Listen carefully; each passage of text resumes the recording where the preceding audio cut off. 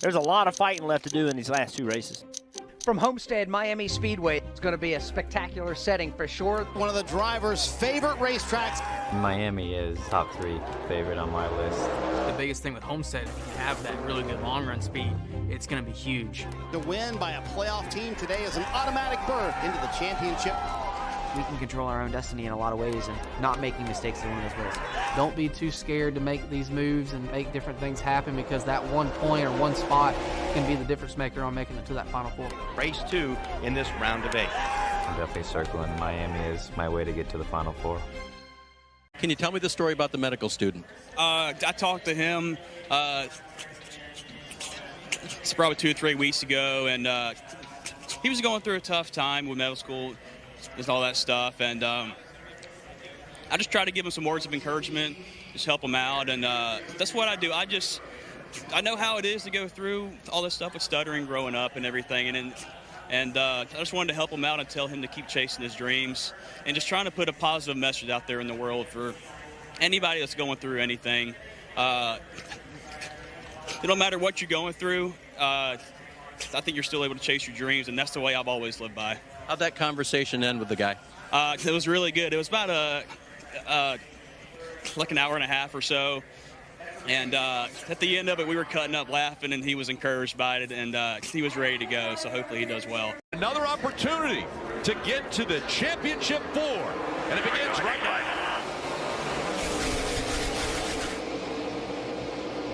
A little bit of a shove there from Allgaier into the back of the 20, got him a little bit loose. Custer's able to shoot out in front, and here comes the 21 of Austin Hill. Yeah, that inside line is always hard to get going anyway. You're wanting to hit the gas so hard, but there just seems to be a little less grip down there. Diving into turn 3. Side by side for second. And 2 and 3 wide behind them for position. Almost 4 wide there on the exit of the corner. And battling with Sam Mayer, maybe not making him happy here.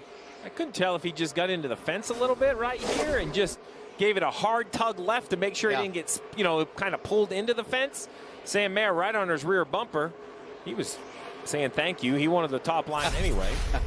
Allgaier decides to cross him back over. We'll see if he can do the same move to Sheldon Creed as they go into turn 3. Now he's going to make a big run down in here because Creed gets out of the throttle. This is what you do up top. You get out early, but get a big run on the exit.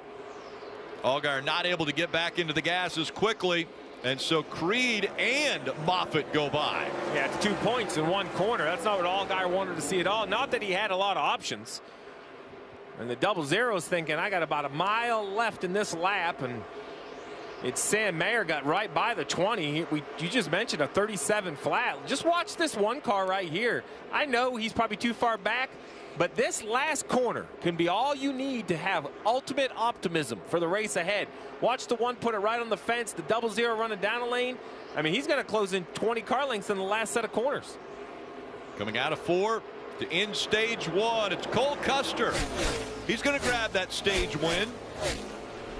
5th stage win already this season for Cole Custer. Again, this is the side of his first race win in the Xfinity Series. Riley Herbst, Austin Hill, Kaz Grala, and Daniel Hemrick rounding out the top 10. So Custer, while setting a blistering pace out on the racetrack, the 28 of CJ McLaughlin having fire issues on pit road. But it's Derek Kraus with the fresh tires, and he's made them work. Derek Kraus in the 11. And he's going to hold on to claim his first ever stage win. It's going to happen here at the end of stage 2. Oh, there's a big wiggle there out of Custer. But Kraus gets the win. Then it's John Hunter Nemechek and Cole Custer. Sam Mayer, all playoff drivers, grabbing some very important stage points, as does Allgaier. And Frankie Kerr's call for the new tires got Leland Hungerman the free pass position, so the 45 will be back on the lead lap. Stage 2 completes. It's Derek Kraus winning this stage. Now they'll come to pit road, back into the hands of the crew. Cleared contact in the back. The 16's around. Get it rolling when you can. 2 cars involved, one of them being that 16 of Chandler Smith. Oh, Brett Moffitt having such a good day. Qualified up front, ran up front, scored some stage points, 6 on the day. Chandler Smith, you kind of said it, DJ, just wasn't the day the 16 needed to kind of get back in this playoff picture, and this is gonna, in my opinion, take them all the way to a must-win next week at Martinsville. So much damage to the right front and the front of this entire number 16. Take another look at what happens. Yeah, they're 3 wide off the corner. At least. Oh, you see it looks like Kraus, and is that the 9 of Jones? Yeah. Yeah. Like he got loose and came down, didn't he? Oh, here's a good look right here. So the 11. Yeah, it's hard to tell from that angle, but it does look like the 9's coming down. It's off the wall quite a bit. I can't believe he's just turning down on purpose. So either he got loose or didn't realize there was 3 below them. This would be a great angle to see what happens to the 9. So you're looking at that black hood, yellow car. They almost just kind of get stuck together. Kind of just an odd situation. And isn't that how it always work? Those 2 get stuck together, and the 16 is the one that gets spit out of line. The dominoes fall wrong here for Chandler Smith, playoff driver. Yeah, look at that, and from that angle, you can't put that on the 9. Nope, nope, from that angle. Here's on board. 3 wide, funny, spin, go, keep on. High. Caution. 4 wide for 10th. Just looking out the right side window, if it looks two-tone, that's not your TV at home. It is two-tone. That is some tint you're allowed to run on the top here, because as you roll down in, right here he's in 3 and 4. Sun's not really an issue. As he comes down the front stretch, you know, if the sun gets low enough, it can kind of glare in that right side. And when you're only, I'll be nice and say 1 foot, I think it's probably in the inches off that wall. Right there, you see that kind of that glare. If you lose that tint, it really shines into the race car. He's got the dark shield on you see on the bottom right. Yeah, this is when the sun's going to be at its worst for them as they go from turn 4 to turn 1. And again, Dale Jr. finding his way up. He's going to be trying to get into that top 5.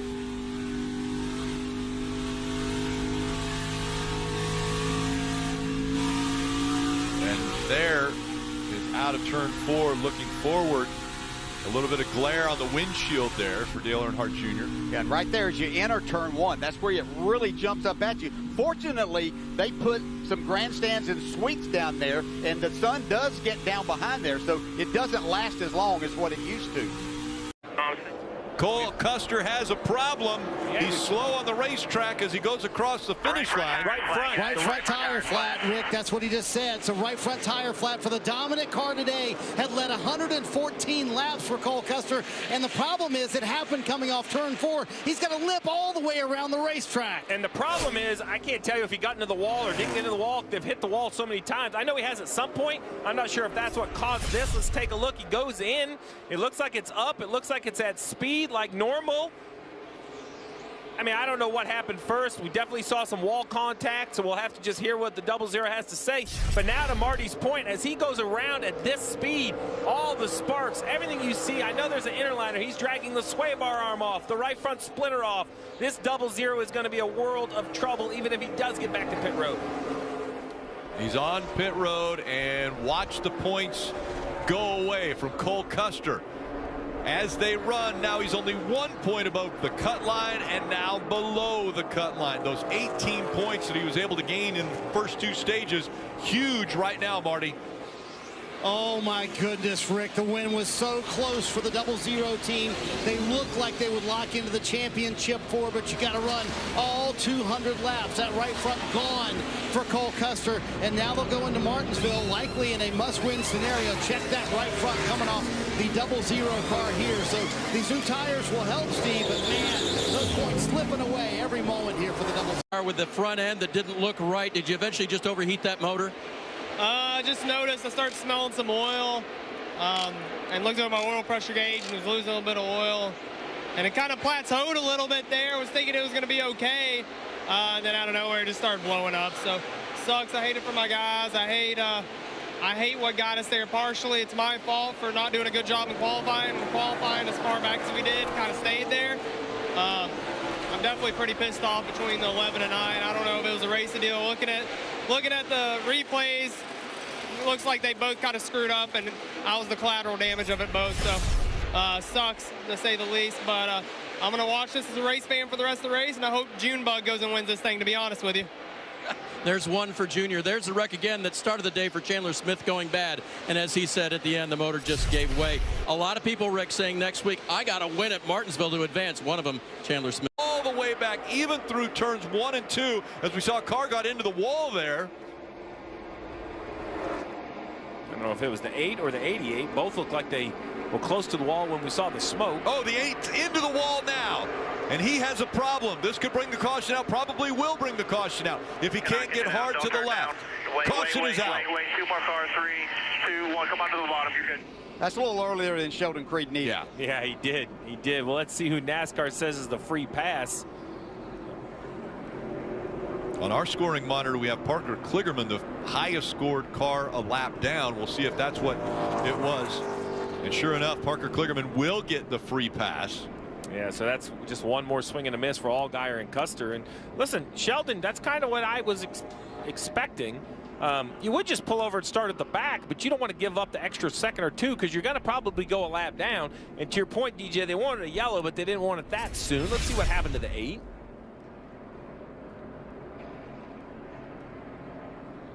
No, he just got a little bit high into the wall, best I could tell.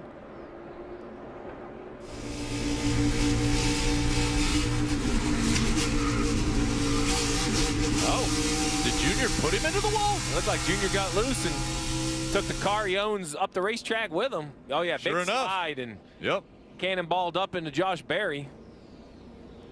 Can he get within striking distance? Here comes Riley Herbst. And the 2 of Sheldon Creed on pit road, smoking. This time by. For the 1, it's 1 lap to go, presented by Credit One Bank. Run your line down here. What will Riley Herbst do to try to get his 2nd win? Sam Mayer, that championship 4 spot right out in front of him as he slides out of turn 2. Now, you could try and shoot down to the bottom here, run maybe a lane up off the wall, have the air block as best we can. You're good by 4. To the bottom of the racetrack, or the middle, goes the 98 of Riley Herbst. Can he get a run? Sam Mayer coming up of turn 4. Sam Mayer into the wall. He gets free. Here comes Herbst. It's going to be Sam Mayer. He wins his way to the championship 4. Good stuff today, boys. Best pit row we've had, best car we've had. We'll be able to have this, boys. Thank you. What a run by Sam Mayer, holding off Riley Herbst on the very last lap. That was impressive. That young man, that is, we talk about the difficulty of this track and trying to run up against the wall, but trying to win a race and knowing what it brings with it. Oh my gosh, great job. At the Charlotte Roval, but now this one probably the most important. Let's hear from the driver as he pulls his helmet off. Kim Kuhn down there with it. And you saw him hold up those 4s to the camera. 4th win on the season, but the first win on an oval, and does it when it matters most. Locks himself into the championship 4. Sam, your first win on an oval, but more importantly, you're running for a championship. What does this mean? That's unreal. We won on an oval. Woo!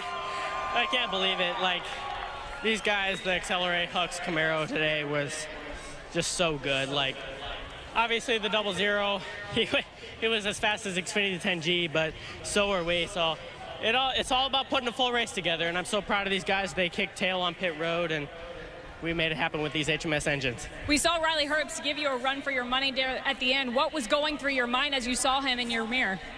Stuart Haas had it today, that's for sure.